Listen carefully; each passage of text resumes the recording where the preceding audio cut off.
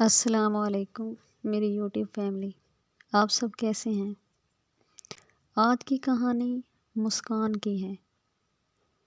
وہ کہتی ہے، میں بڑی بیٹی تھی، حساس تھی، آنے والے حالات کی سنگینی کا اپنی پوشیدہ آنکھ سے نظارہ کر سکتی تھی۔ یوں کہنا چاہیے کہ کچھ لوگوں کو ایسی خداداد صلاحیت ہوتی ہے کہ وہ پہلے ہی دیوار کے پیچھے پڑھ لیتے ہیں۔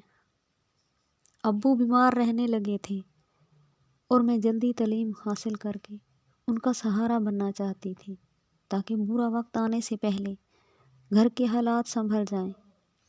انہوں نے مجھے اعتماد دیا تھا۔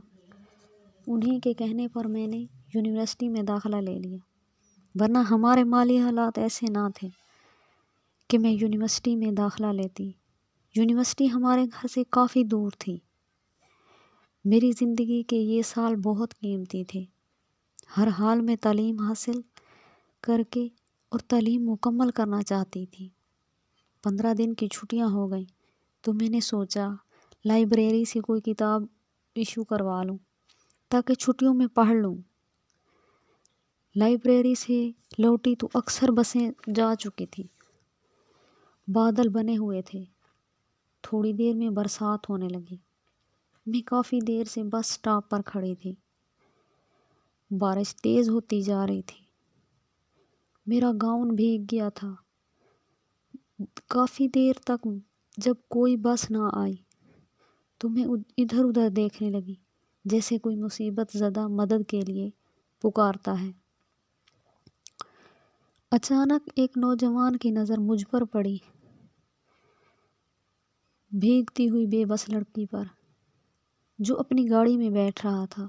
وہ میری طرف آیا اور کہنے لگا، محترمہ، بارش تیز ہونے والی ہے، موسلا دھار برسے گی اور پھر کوئی سواری نہیں ملے گی، آ جائیں، میں آپ کو چھوڑ دوں گا۔ میں نے غور سے دیکھا، شکل جانی پہچانے لگی۔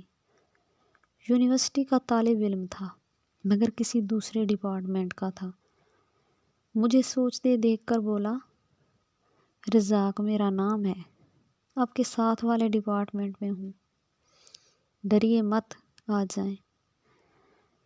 ہمارا دور ایسا نہ تھا کہ لڑکیاں بلا خوف کے لفٹ لے لیتی، مگر اب مجبوری تھی، میں کیا کرتی۔